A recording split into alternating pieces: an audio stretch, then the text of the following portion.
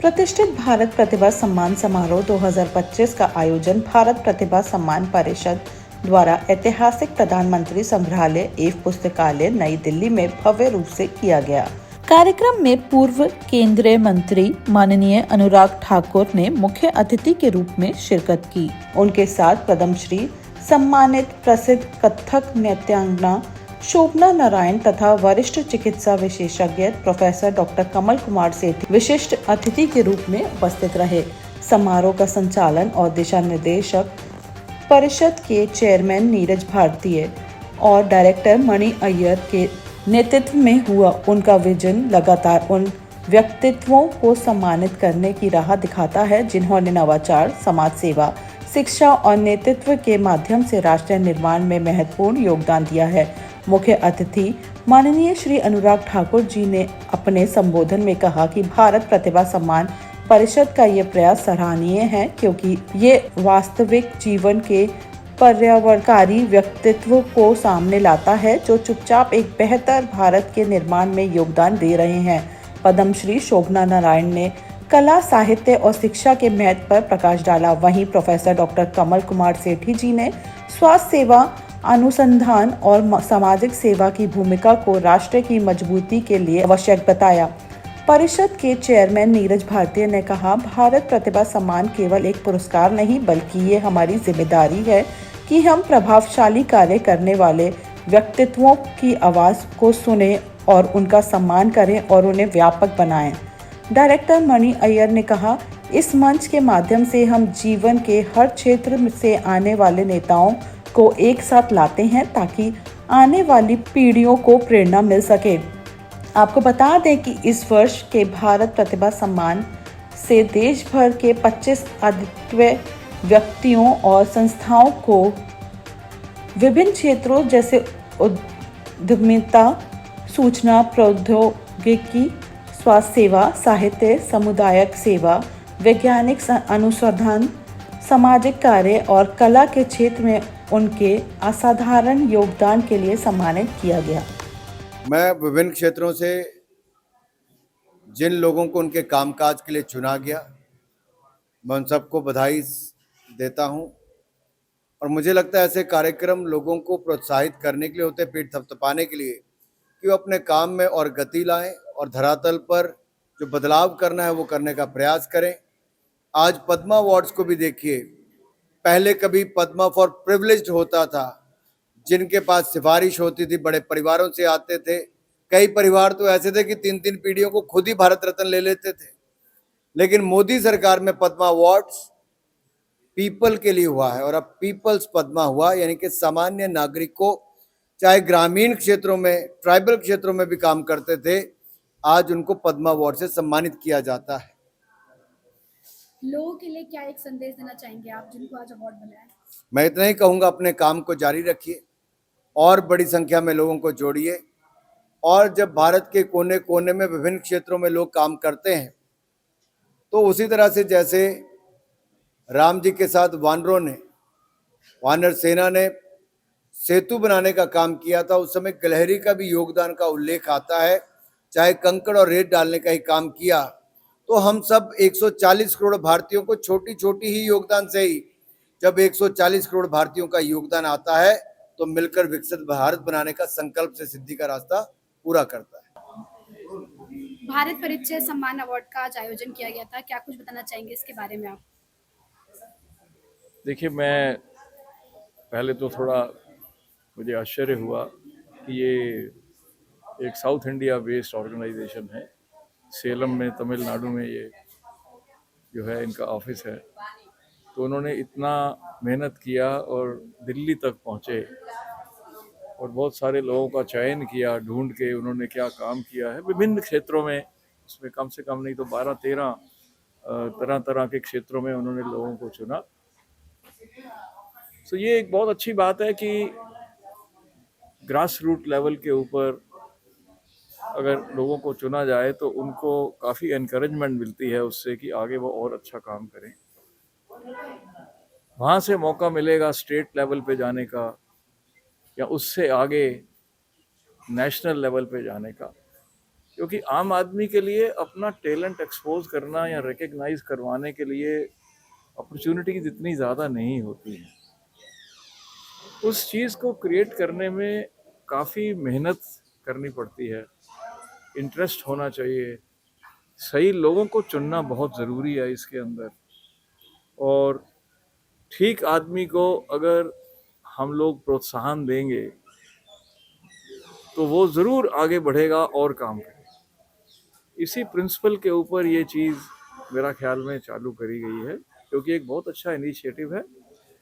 और मेरा एक ही आग्रह है कि इसमें जो जेन्युइनली मेरिटोरियस लोग हैं उनका चयन करा जाना चाहिए, क्योंकि जैसे ही आप कोई प्रोग्राम शुरू करते हैं बहुत तरफ से पुल्स एंड प्रेशर आने शुरू हो जाते हैं, फिर उससे उसकी ऑर्गेनाइजेशन डाइल्यूट हो जाती है, जो कि हमें उस चीज़ से अवॉइड करना चाहिए। मेरिट को रिकग्नाइज करना बहुत ज़रूरी है, तभी देश आगे बढ़ेगा। प्रतिभा सम्मान अवार्ड्स का आज आयोजन किया गया है, क्या लगता है इस तरह के जो अवार्ड्स होते हैं वो लोगों को इंकरेज करने के लिए कितना महत्वपूर्ण होता है? बहुत महत्वपूर्ण होता है क्योंकि इनको इनकरेजमेंट मिलती है बहुत और वो इतनी श्रद्धा से, इतनी डेडिकेशन से, निष्ठा से, दृढ़ता से अपना काम कर रहे हैं। और फिर जब थोड़ी सी भी रिकग्निशन या हम सम्मान देते हैं तो एक खुशी तो होती है कि उन्होंने इतनी मेहनत की है, उसका कहीं ना कहीं लोगों ने सराहा है। लेकिन साथ ही साथ मैं ये कहूँगी कि जितने भी लोग काम कर रहे हैं वो इसे सर तो चढ़ाते हैं, लेकिन आगे अपना वो है, उनके अंदर की ज्वाला कभी बुझती नहीं है, वो अपना कार्य पे आगे बढ़ते रहते हैं। जो लोग कला और संस्कृति के फील्ड में हैं उनके लिए आप क्या मैसेज देना चाहेंगे? मैं कहूँगी कि अपनी बस हम लोग कला के साधक हैं, सेवक हैं, और हम सेवक और साधक के रूप में हम पुजारी हैं, वो पूजा करते जाएं और वही हमारी सबसे बड़ी सेवा है। क्योंकि हम अपनी कला के माध्यम से हम अपने भारत की जो भारतीयता है, भारतीय संस्कृति और दर्शन शास्त्र को एकदम संजो कर रखे हुए हैं और आगे ले जा रहे हैं। सर, भारत प्रतिभा सम्मान का जो आज आयोजन किया गया है इसके बारे में आप क्या बताना चाहेंगे और कितना समय लगा इस चीज़ को करने के लिए? भारत प्रतिभा सम्मान समारोह का ये चौथा एडिशन था और ये हमने फर्स्ट एडिशन भारत मंडपम प्रगति मैदान पे किया था, जहाँ पर former chief justice of India के जी बालाकृष्णन जी एज अ मुख्य अतिथि के रूप में उपस्थित हुए थे। आज हमारे साथ श्री अनुराग ठाकुर जी उपस्थित थे एज अ मुख्य अतिथि ये फोर्थ एडिशन में। और अभी हमारा आगे का विज़न है कि हम इसको स्टेट लेवल लेके जाएं। स्टेट लेवल मीन्स हम स्टार्ट करेंगे भारत के मध्य से, मध्य प्रदेश से। तो नेक्स्ट 2026 में हम अवार्ड सेरेमनी जो है वो भोपाल में करेंगे, स्टेट लेवल। आज यहाँ पे कितने स्टेट्स के लोग जुड़े थे आपके साथ? आज यहाँ पर जो है टोटल 14 स्टेट्स के लोग जुड़े थे हमारे साथ और टोटल 25 नॉमिनीज थे, जिसके लिए हमारे पास 1200 नॉमिनेशन रिसीव हुए थे। 1200 नॉमिनेशन में रिसीव करने के बाद हमने 25 को स्क्रीन करके फाइनल अवार्डीज के रूप में जगह दी। कैसे आप लोग लोगों को चुनते हैं, किस बेस पे उनको अवार्ड दिया जाता है? बेसिकली उनका सिलेक्शन क्राइटेरिया यही रहता है कि उनके काम से क्या प्रभाव पड़ा सोसाइटी में और उनके साथ साथ नेशन बिल्डिंग में, और अपनी फील्ड में मिनिमम 10 इयर्स का एक्सपीरियंस उनको होना चाहिए। सबसे पहले तो मैं धन्यवाद देना चाहूँगा भारत सम्मान प्रतिभा काउंसिल को, जिन्होंने मुझे मौका दिया इस अवार्ड के लिए। मैं डॉक्टर रिंकेश कुमार बंसल, मैं गैस्ट्रोएंटरोलॉजिस्ट हूँ फोर्टिस गुड़गांव हॉस्पिटल में। एंड जो मैंने रिसर्च वर्क किया और जो पेशेंट्स के लिए जो केयर थी उसके लिए मुझे इस अवार्ड के लिए चुना गया। And thank you very much for this opportunity. Thank you. आज हो गया भारत प्रतिभा पुरस्कार सम्मान। मेरा नाम है डॉक्टर जी हरिकिशोर है। मैं तेलंगाना से आया है, एक गांव से आया है। मैं संस्कृत में पीएचडी किया है, एस्ट्रोलॉजी, न्यूमरोलॉजी, फेस रीडिंग में बोलता है। अभी तक मेरा को 20,000 अवार्ड्स आए हैं, मगर भारत प्रतिभा पुरस्कार मेरा को बहुत अच्छा होता है, बहुत अच्छा है, बहुत आनंद है। क्यों मेरा को थोड़ा थोड़ा हिंदी आता है, मैं तेलंगाना से है ना, तेलुगु अधिक लोग बोलता है ना, हिंदी नहीं आता है। मगर देखो अभी प्रतिभा पुरस्कार आए, ये पुरस्कार पद्मश्री जैसा है, मैं ज़रूर पद्मश्री अप्लाई करूँगा। मैं अभी 2 लाख लोग के लिए फ्री एस्ट्रोलॉजी फेस रीडिंग बताया है, इसीलिए मेरे को वर्ल्ड बुक ऑफ रिकॉर्ड भी कलकत्ता में आता है 14th में। सबसे पहले तो मैं भारत प्रतिभा सम्मान के लिए बहुत बहुत धन्यवाद करता हूं और मैं बताना चाहता हूं मैं फाउंडर हूं यूनिकॉर्न ब्रदर्स का और इन्वेंटर हूं रेलविंड टेक्नोलॉजी का। और ये जो टेक्नोलॉजी है ये भारत सरकार द्वारा पेटेंटेड टेक्नोलॉजी है और हम इस टेक्नोलॉजी में काम कर रहे हैं जो कि एक रिन्यूएबल सोर्स ऑफ एनर्जी हम लोग डेवलप कर रहे हैं। और हमें ऐसा लगता है कि हम जिस तरीके से इस टेक्नोलॉजी का निर्माण कर रहे हैं वो पवन चक्की और सोलर के बाद में तीसरी ऐसी बड़ी टेक्नोलॉजी साबित हो सकती है पूरी दुनिया के लिए, जहां पर ये रिन्यूएबल सोर्स ऑफ एनर्जी के थ्रू हम लोग इलेक्ट्रिसिटी को हार्नेस करते हैं। और ये अपने आप में ही एक अपने आप को एक अलग प्लेटफॉर्म पर लेके जाता है। और ये जो टेक्नोलॉजी है हमारे लिए बहुत ही सम्मान और गर्व की बात है कि ये भारत में पेटेंट टेक्नोलॉजी पूरी दुनिया के अंदर ये लीड कर रही है, क्योंकि जिन देशों में भी रेलवे ट्रैक्स हैं ये रेलवे ट्रैक्स के थ्रू जो हाई स्पीड मूविंग ट्रेन्स के थ्रू जो एयर प्रेशर प्रोड्यूस होता है उसके द्वारा इस इलेक्ट्रिसिटी का हार्नेस किया जाता है। मेरा नाम नितिन श्रीवास्तव है। मैं बनारस का रहने वाला हूँ और मैं अभी फ्रांस में रहता हूँ। मैं एचसीएल टेक में जॉब करता हूँ, साथ में मैं सोशल सर्विसेज भी करता हूँ।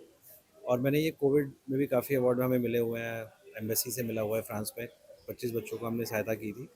उसके बाद में मैं हमेशा हर साल यहाँ पर बनारस में चाहे कोविड में मेडिसिन बांटना हो या फिर कंबल बांटना हो, मैं सबको गरीबों को काफ़ी हेल्प करता हूँ apart from my techies job. और मैं एचसीएल में भी सुपरचार्ज एम्बेसडर हूँ। आपको ये अवार्ड मिला है तो कैसा आपका एक्सपीरियंस रहा है?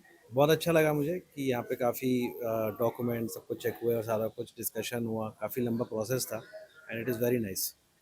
क्या लगता है इस तरह के अवार्ड से लोगों को कितनी इंकरेजमेंट मिलती है? तो एक तरीके से सबको मोटिवेट करता है कि आगे और काम करना चाहिए और सही राह में चीज़ें करनी चाहिए, तो काफ़ी लोगों को हेल्प करता है। I really appreciate it. Thank you so much. Thank you.